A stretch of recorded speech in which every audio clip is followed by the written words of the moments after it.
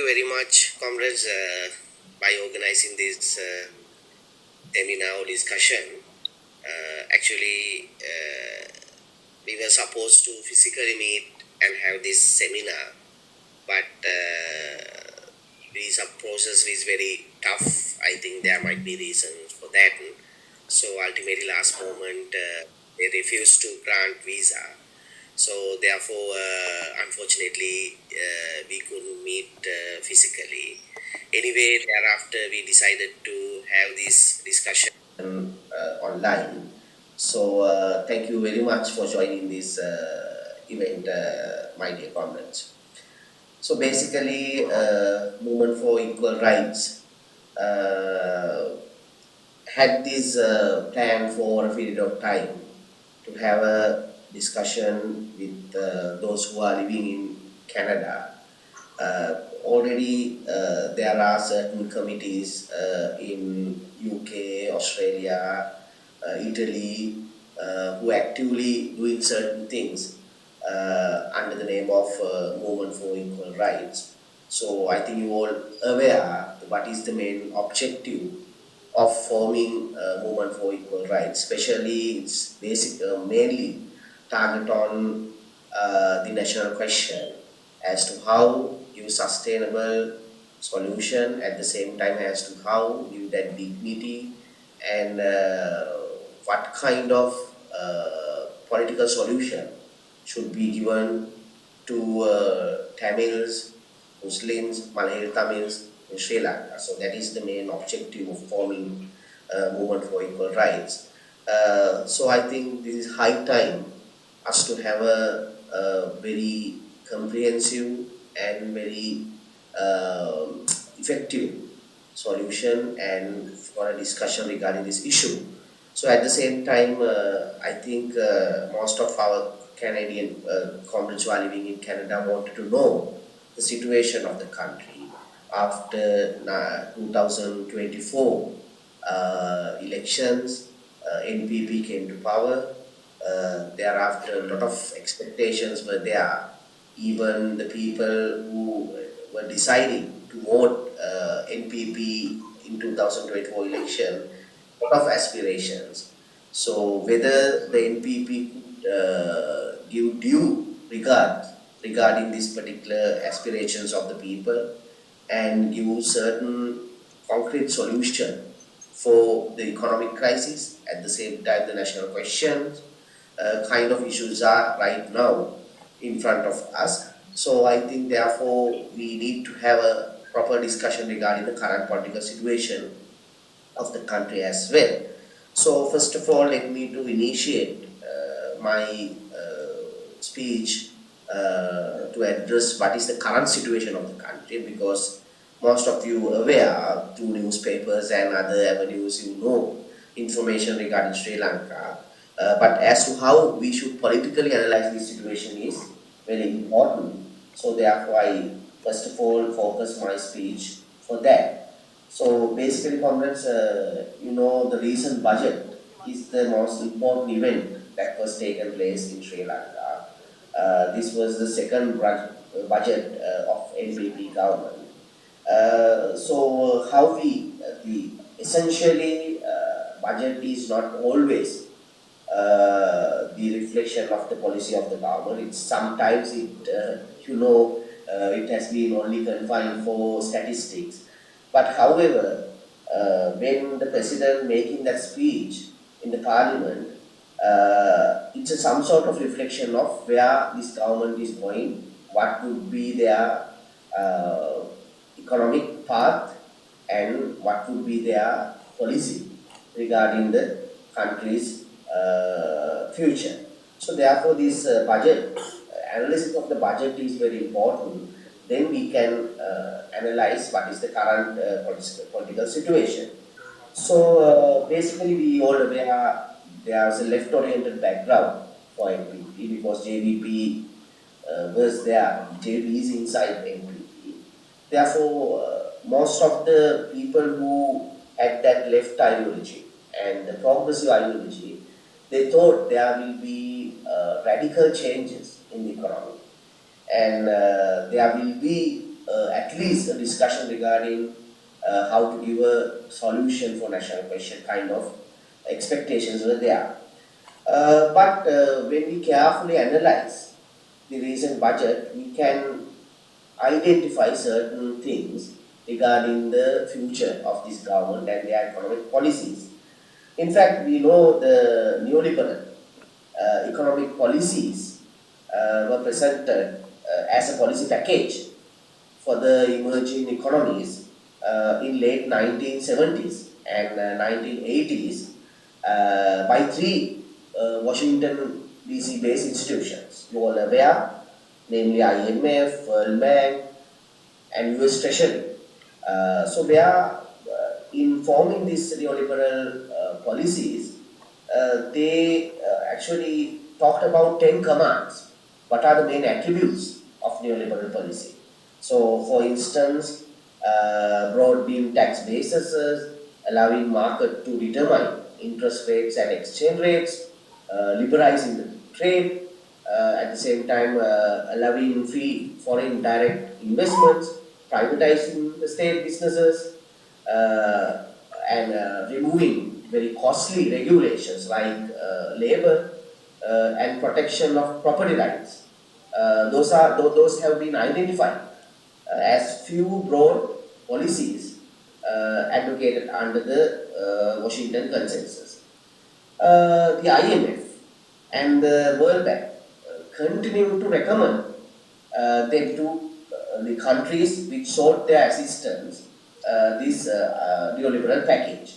The Anukumar Disanayake, after being elected as president, made 180%, 180 degrees turn around and express his commitment to continue with the IMF neoliberal policy program, not by choice, but as a necessity. So that is the main thing that you can identify from this budget. His budget for 2026 is devoted to IMF policies. So it has been totally devoted because the previous government, Ranil Wickremesinghe government, Mahindra Rajapaksa government, we know they were neoliberals.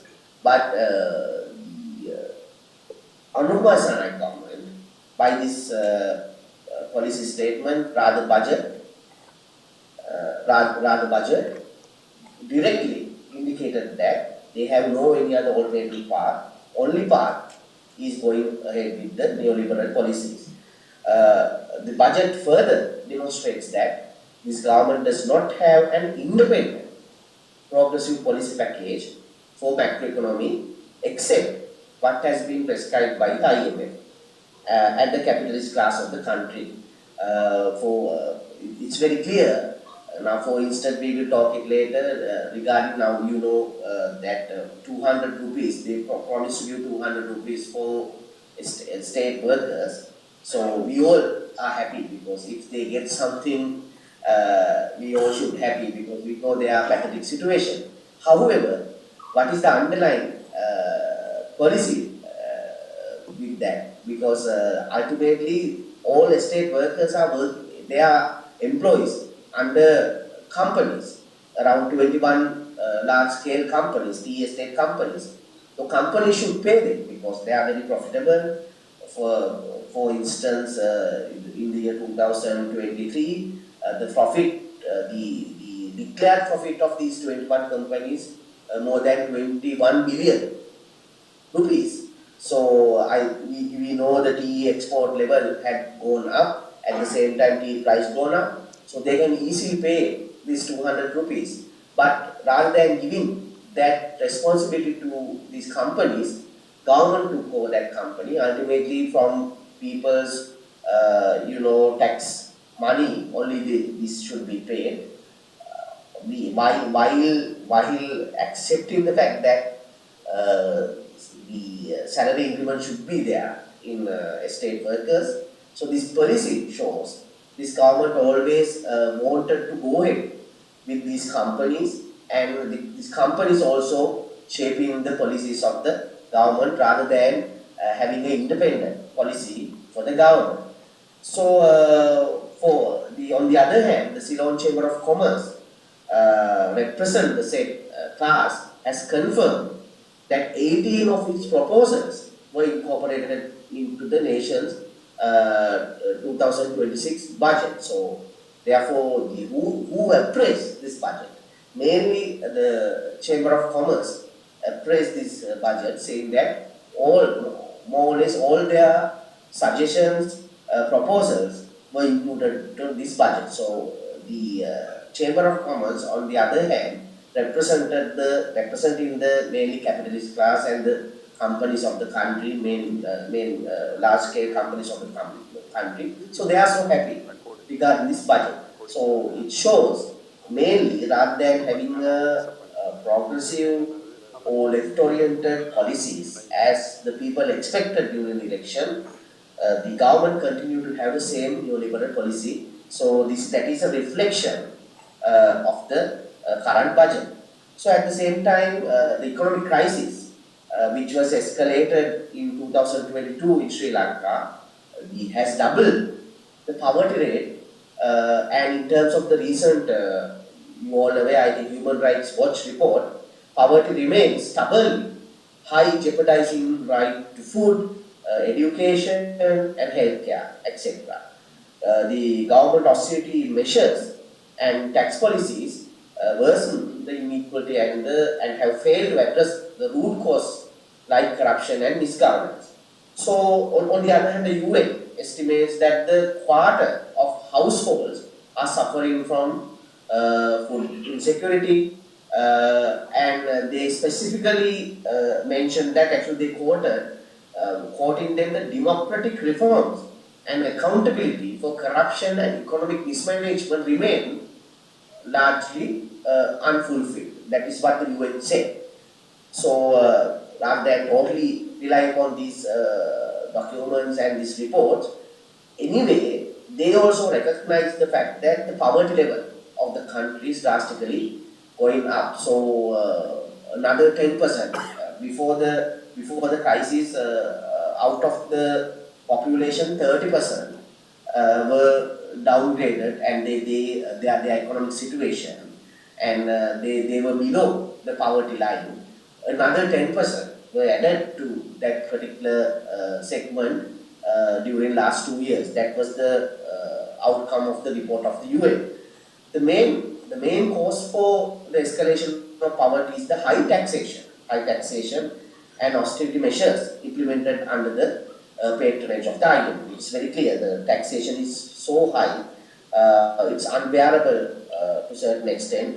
So the main reason for this increase of poverty level is this particular taxation. And comrades, although there is a dire need of fair taxation, debt relief, and new social protection system to protect this vulnerable segment population in Sri Lanka, the recent budget has tightened up the existing arbitrary taxation while introducing new tax reforms to draw more small and medium enterprises into the formal tax net as evidence of a shift towards a market-centric approach. So, a lot of people expected there must be some sort of relief from these taxations and concessions, but nothing had been given from this budget. Basically, they wanted to bring more small-scale businessmen as well to the tax debt to increase the taxation. So that will be detrimental to these small and middle-scale businessmen as well in future. So that is the policy regarding the taxation of the country. It's totally based on the IMF package.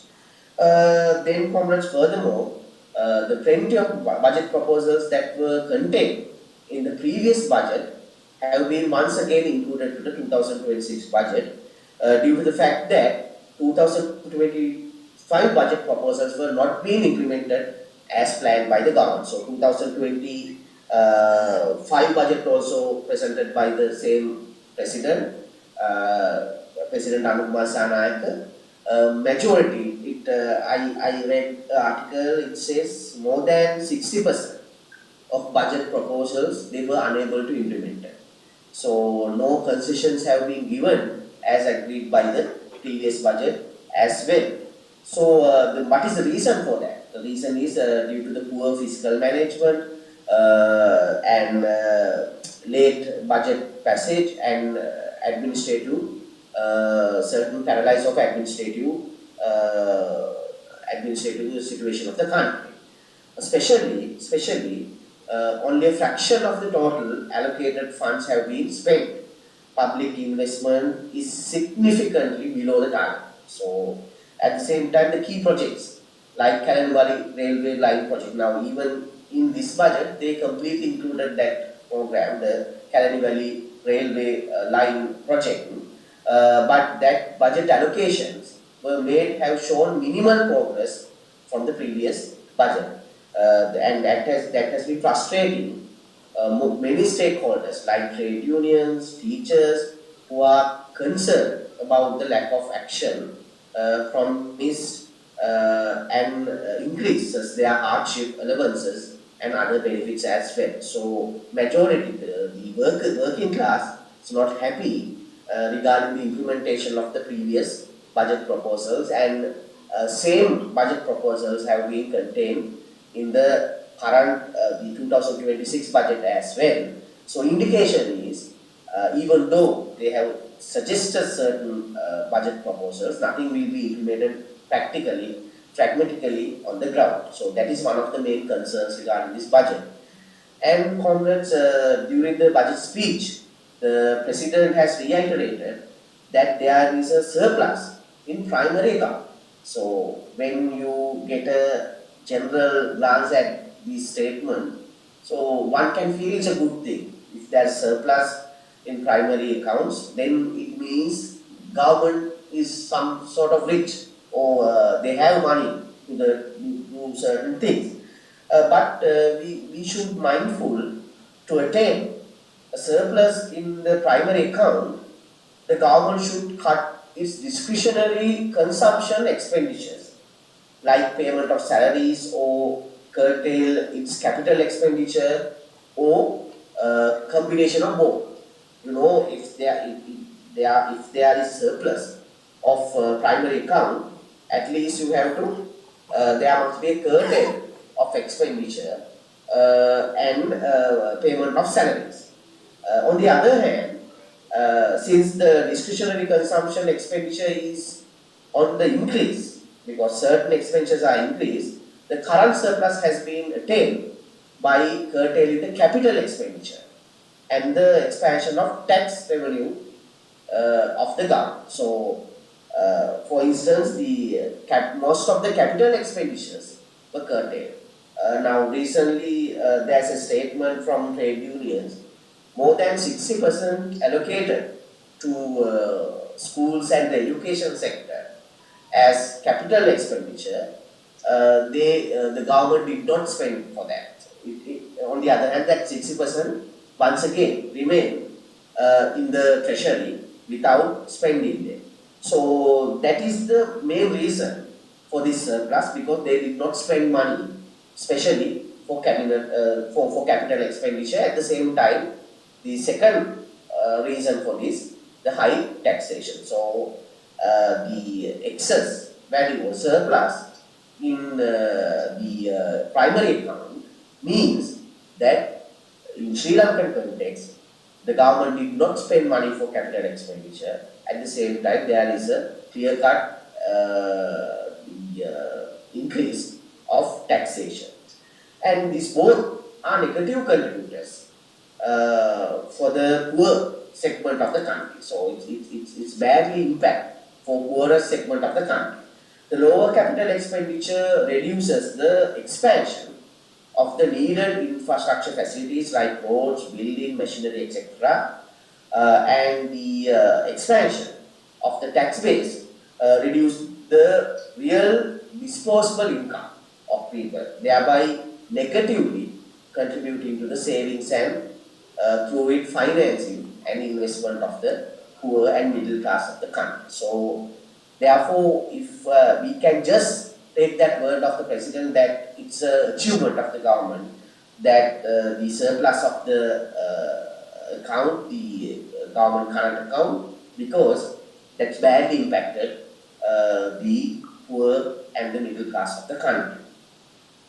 Then, comrades, furthermore, the president's statement that around 6 billion, the level of gross official reserves available in the treasury is also a misleading statement because within this 6 billion foreign reserves, it contains an unusable facility of about 1.3 billion extended by the Chinese central bank. So you can't use it. So basically that's yuan. And Sri Lankan current foreign reserves, net of this yuan of swap facility amounting to about US dollars 4.7 billion is below this level. So therefore, the actual foreign reserves value is around 4.7 billion US dollars. This places Sri Lanka in a highly vulnerable position because it's our central bank has foreign liabilities amounting to about 2.8 billion. So every year there's a 2.8 billion the foreign liabilities we have to pay. So according to the real statistics, we have only 4.7 billion US dollars as reserves. For the situation getting worse in 2028, because from 2028 we have to commence to pay the interest for and the payment of ISBs, international sovereign bonds. So it should be commenced in 2000 from 2028. So by that time, then we should definitely double the foreign reserve. It should be go at least to 12 billion US dollars. So it's highly impossible. It's highly impossible. So we can't see that even now within 2 years we were unable to escalate this foreign reserves. So within another 2 years, going up to around 12 billion US dollars, it's highly impractical. It's impossible. So that will pave the way, definitely pave the way for another economic crisis. So we have to be mindful about that. Most important thing is the statement is misleading to say that we already have 6 billion US dollars as our foreign reserves. Furthermore, comrade, now although the student movement has called on Sri Lanka government to significantly boost funding for education sector in the upcoming 2026 budget, urging it to make education the highest funded area of the public expenditure. Only 300 billion has been allocated for the Ministry of Education and Higher Education and Vocational Education, amount which lesser and the previous year it it's a lesser amount considering the previous year when we consider about the inflation level of the economy. For instance, there is a curtail of rupees 500 billion for capital expenditure for the education. The budget slashed education funding 1.2% of GDP, the lowest in South Asia, even below Myanmar and Uganda, countries like Myanmar and Uganda. So these are not just numbers, but they are broken promises. That's the most important thing. For education sector, health sector, the government has specifically given the promises. For instance, for education, what they said, they are going to allocate 6% from the budget within 5 years. First 2 years, they wanted to increase it up to 3%. Now it is clear in 2026 around 1.2% from the government income only allocated from GDP allocated for education. So it's a broken promise, it's very clear. Then Congress by the 2026 budget allocated just 3 billion for public transport. It sets aside rupees 12.5 billion for government vehicles, primarily for MPs and senior officials completely deviating their own narrative against the unjustifiable privileges, because one of their main slogans that the MPs and the government servants need not extra benefits than the people. So while they are allocating a very small amount for public transport, another 12.5 billion rupees were allocated to import vehicles for MPs and government officials. So that's totally against their narrative. Yeah, that's totally against their narrative. And I think people also did not expect that kind of budget proposals from this government.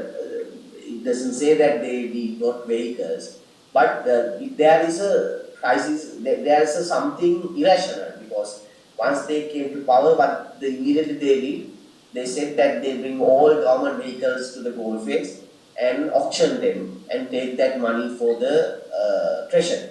So, and they actually auction certain vehicles as well.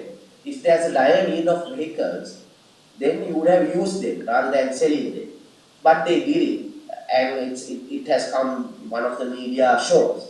But ultimately, now they realize they need vehicles, and now they are going to import more vehicles. So, what's the rationale behind it? Highly irrational. So government cannot act like that, especially the government like NPP. So, with these certain examples, in a nutshell, actually, the national budget should be nation's moral compass and more emotional, and it should be institutional imagination and strategic courage. So that's a foundation of a budget.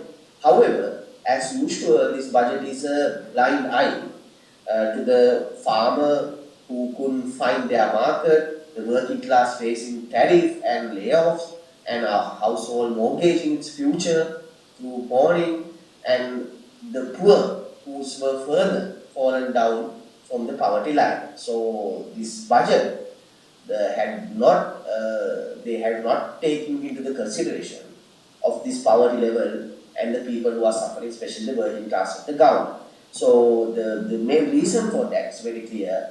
It's a totally IMF-based budget. At the same time, those who advise the government, basically representing the privileged class, the capitalist class of the country.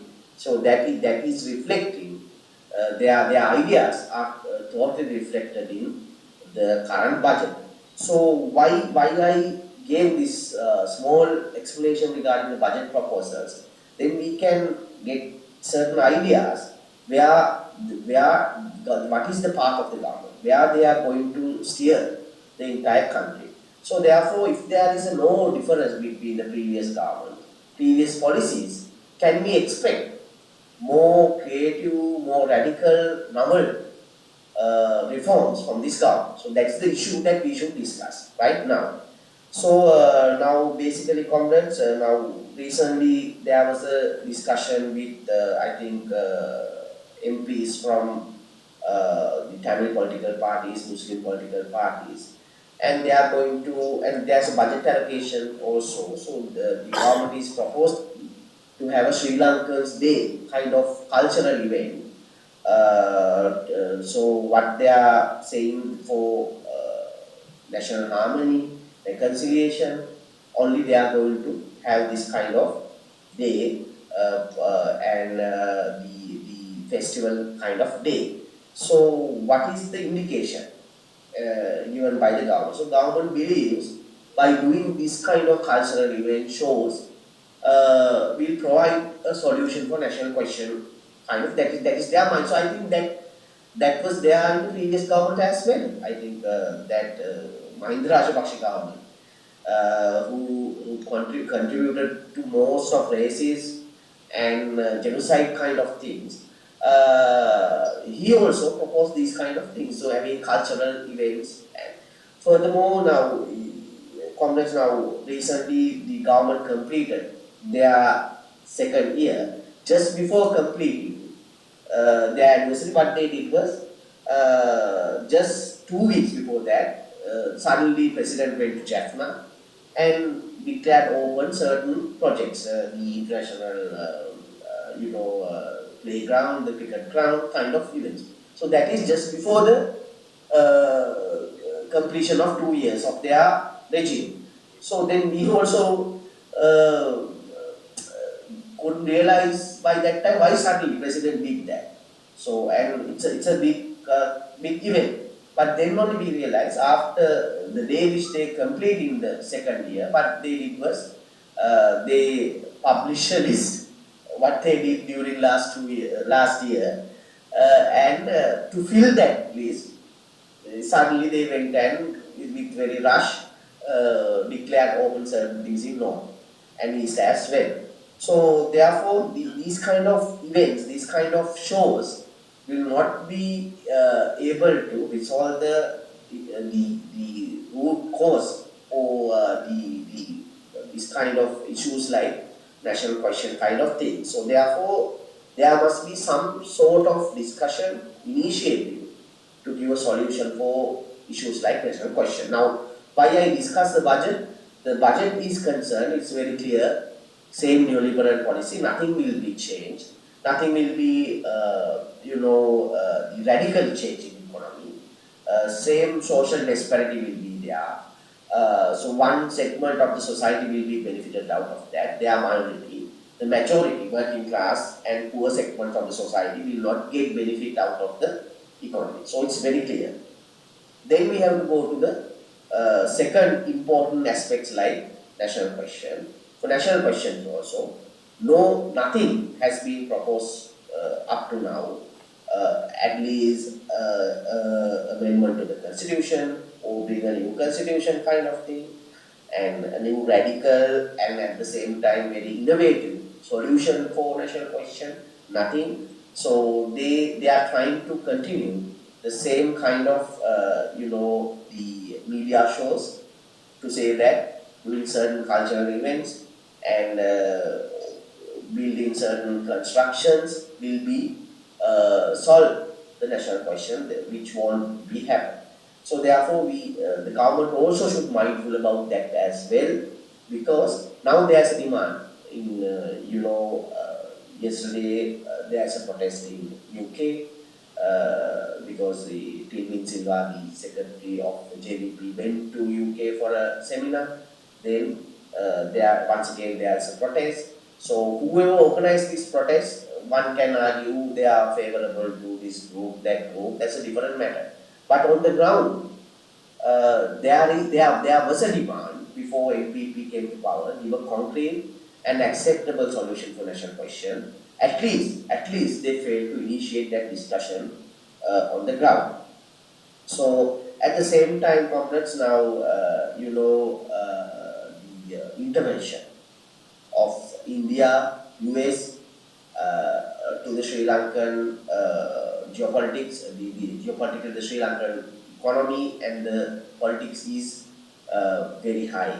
So recently, the government signed another bilateral agreement with US. It has not been disclosed. Signing the agreement is something else, but people are entitled. Actually, people should be given information regarding these agreements. What are the content of these agreements? For Indian, they signed seven Indian agreements with India the day which the April Heroes commemoration, 5th of April, and the 13th of November, November Heroes commemoration day, they signed agreement with US. Now, by way of RTI application, we wanted to get the copies of the agreements with India, so they refused to disclose them. Even now, we are going to submit another RTI regarding the US agreements. So these special defense agreements. So government is not willing to publish that. So then once again the question arises. Now when they were in the opposition, especially the Anukumar Saranayak was in the parliament, when the Ranil Wickremesinghe was signing agreements with India, when Mahinda Rajapaksa was when the Gotabaya Rajapaksa was signing certain agreements with China, inside the parliament, the the Anukumar Sanayak and JVP parliamentarian, they openly criticized that and they demanded this agreement. Then they specifically said at least the parliament members should be given the copies of this agreement. The content of the agreement should be discussed inside the parliament and get the approval of the parliament. But the same people, those who criticized those previous horrible governments, doing the same thing without disclosing anything, about this agreement. So that's one of the very dangerous situation, because we know now world is not bipolar, it's a multipolar. So we have that opportunity working with the other countries. So rather than take the benefit out of this multipolar world, now we are going to turn to rely upon India and US. It will be badly impacted to the society, because now our foreign policy should be an underlying policy. We have been discussing this over a period of time. Now the entire economy and the political and social situation of the country is relying upon the India and US, and that will definitely give bad impact to the society. For instance, now Iranian embassy, what this Iranian embassy, what they were saying, they wanted to give us fuel for lower price. They wanted to give us apple for lower price. But right now, what we are doing, we purchase oil from India. So India, India doesn't have oil resources. What they are doing, they import from somewhere and selling to us. So if our foreign policy is clear and it's an underlying policy, we would have easily purchased oil from Iran directly for lower price. But government is not willing to do that. So other areas also the same. For instance, the Russian ambassador directly gave an indication they wanted to work, they wanted to contribute to the economy, and they invited Sri Lankan government to come and have certain bilateral discussions with Russia, but government refused to do that. So what they are saying, so we never say that Russia, they have their imperial agendas, of course, but rather than confining our economy and our policies to India or US, if we can work with the other countries, then who will be benefited? Ultimately, because of this competition between intra-imperial competitions, we can get benefit out of that. But government is not ready to do that. They have totally surrendered to the policies of the surrendered to India and US. So that also not a good indication as far as the foreign policy is concerned. So apart from these things, comrade, currently inside the country, once again the various other problems also arising, right? Environmental issues and certain racist elements also now once again started to do certain things. Even in you all aware what happened in Trinco. So it's a coastal area. Once again, a group of people who even during the Aragali period who wanted to disseminate certain racial things, anti-Tamil, anti-Muslim sentiments. They only went to Trincomalee, and they only put that Buddha statue there and started to claim that particular property as temple property. And it's a clear cut, it's not a temple property, it's that area which they fix this statue is belonging to coastal department, but the government was unable to handle it properly. Now once again police went there, and after they removing the statue, once again they fix it because of the pressure of these racist elements. So at least we expected this government would have acted very firmly against the racism, but they were unable to do that majoritarian mindset, and at the same time, racists are controlling certain policies of the government, it's a very bad indication.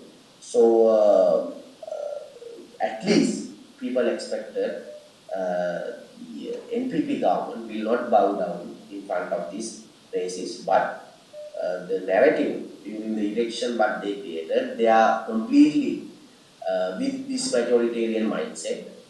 So what now after the election, after they got the votes of this segment, now it seems they cannot reverse back. They continue to maintain that same elements. So that is not a good indication. Anyway, uh, as far as the economy is concerned, as far as the national question is concerned, as far as the other backward kind of elements concerned like racism, still the government policy, we cannot see any progressive change, any progressive deviation from the previous path. So therefore, we need to do now what is the result of that? What is the outcome of that? Recently, I think 2 days ago, Nama Rajpaksha organized the rally in Colombo. There are certain, discussion in social media whether they were regarding the crowd, whether they were able to bring the crowd that ground or not. So NPP supporters say there's a less crowd. Nama Rajpaksha's crowd say no, there's a considerable number of people came. But those are immaterial. Those are immaterial. What's the most important thing is, once again, people kind of Rajpaksha and their certain supporters, now they once again started to raise their voice, and they once again they are trying to form coalitions. At the same time, they after the 2022 Aragale, these people were completely, we were able to even evict Rajapaksa family, and people show their power uh, to kick them off.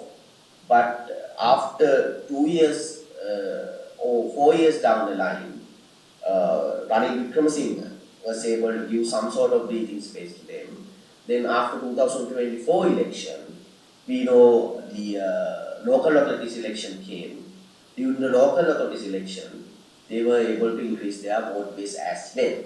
Now they started to do open rallies as well. In a democratic system, of course, you can do rallies. But who these people?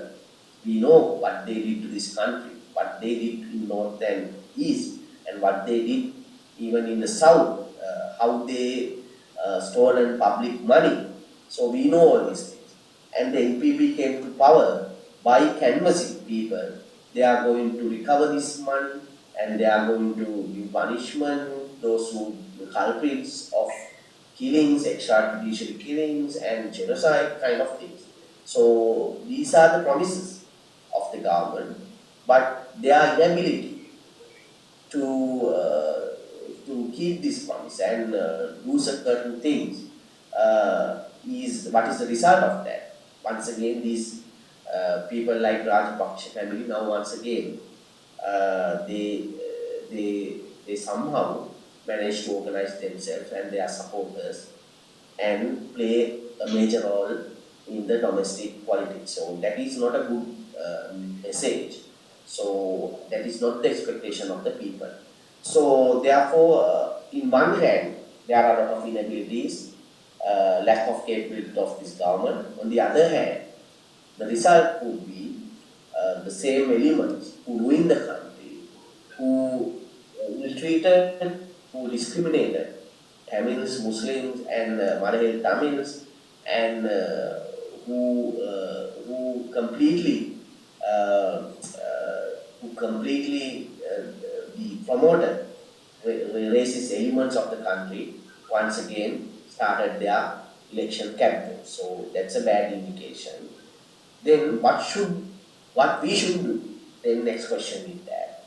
So movement for equal rights have been fighting for rather than just discussing accountability and the ethnic harmony kind of things, we are doing political campaign because we cannot just be emotional like a lot of people the general migration is totally could be done through economic equality at the same time through cultural things. So movement for equal rights, we never think like that. Well, first of all we recognize there is a national question and there should be a concrete solution for that. So even during the election, as People Struggle Alliance, in our policy statement, although the majoritarian started to that the mindset started to criticize us and they attacked us, but we firmly stood on the fact that there should be a political solution. There should be the self-governing areas to northeast and the Malay Tamil areas, and they should be given the opportunity to rule their own areas, and there should be two the parliament kind of arrangements, one for these self-ruling areas and the other for the country, to entire country. So the the arrangement, one institution cannot impose laws against the aspiration, against the permission of the self-ruling areas. So kind of solution. So that solution, we we were brave enough to come up with that solution because we believe there must be a concrete solution for national question. So therefore, movement for equal rights always canvassing this, and we should have this discussion among the people and somehow push this government to go for a concrete political solution for national question as well. At the same time, in the political level, on the ground level, while demanding that economy is concerned, first of all, we should try to get something out of this government rather than now this is not the time to topple this government. Because if we are going to topple this government, what would be the alternative? We can't see any alternative right now. We are the people who should build that alternative because we should not give any breathing space once again to Rajpaksha's or Vikram Singh's gangs because they cannot do anything for the sake of people. They only ruin the country and they only stolen the money of the people. So we should not give any breathing space to them. So the alternative should come uh, through a movement leading by comrades like you and the progressive movements of the society. So we are in the process of doing that. Until we doing that, whatever we can get out of this government, because they have some, we believe they had some sort of left background. So even now it's firmly we can tell it's not a left-oriented government or left-oriented movement, but at least they have that left conscious. So using that to get something out of this government is the first thing that we should do. So we are demanding for that. For instance, now we are demanding to get out of this certain agreements detriment to the country. At the same time, we are demanding reduction of taxation, kind of demands they are in the society. So we have to lead the people to get these demands from the government. At the same time, we have another responsibility not to give any room for the previous horrible rulers like Rajapaksa and Vikram Singh. In order to do that, we have to create that narrative in the society, how to build a more radical, more people-oriented, more the society-based movement to form, to build that kind of movement. It's very important. Movements like the movement for equal rights, because these movements having the people's power. People's power. You are living in Canada, so inside the country and outside the country, most important thing is the people's power. How to give effect to that people's power is the most important thing, rather than now. Even though during the Aragale we brought this narrative to society, people's power, JVP was not ready to accept that. They said the only way out is to go for general election and get the power of the government. Now they also realize they cannot do anything. Ultimately, although they get the power of the government, they were unable to get the power of the state. State power still with the certain companies, certain capitalist class. For instance, they were unable to even resolve the minor issue like rice mafia. Still, those who have been holding the power of the rice market still controlling government. So those are the minor things they would have done, but they were unable to. Then government also realized, although they get the power of the government, still state power with someone else, rather the capitalist class. So that's what we said during the election as well. So that's why the people's power is important. Where we can find the people's power? People's power is with us, with movements like movement for equal rights. So therefore, how we radically, at the same time very tactfully, at the same way, innovatively, we exercise this people's power. Therefore, we need to have a proper plan, especially the movement for equal rights demanding a solution for national question. Then we should start that campaign locally and internationally to push this government to do certain reforms to the constitution, or bring a new constitution, or at least initiate a discussion regarding that. So therefore, once again, time is on us to implement this people's power. So what we invite Congress, we should be more active, more proactive.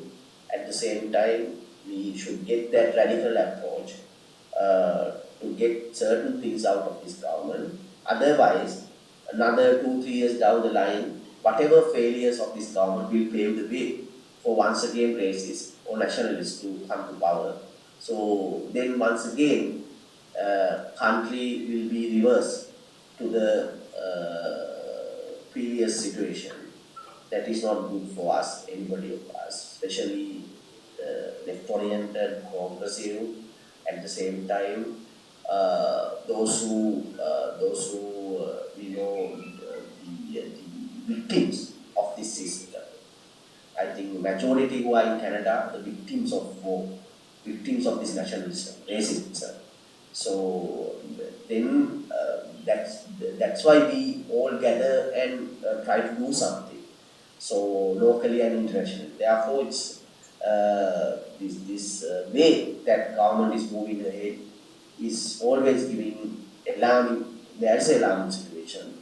So in order to face that, once again, the solution is nothing else, people's power.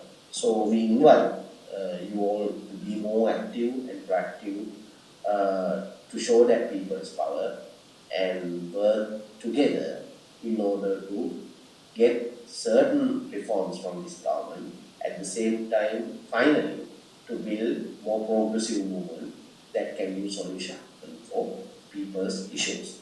So those are the main things that I wanted to share with you, comments. So then I think we can open the platform for whatever discussion. And if you have any questions, if you have any suggestions, if you have any, dissenting ideas regarding the discussion, we can discuss that. We develop our ideas and as well as whatever policies or whatever ideas we have, we can develop through that discussions. Thank you very much.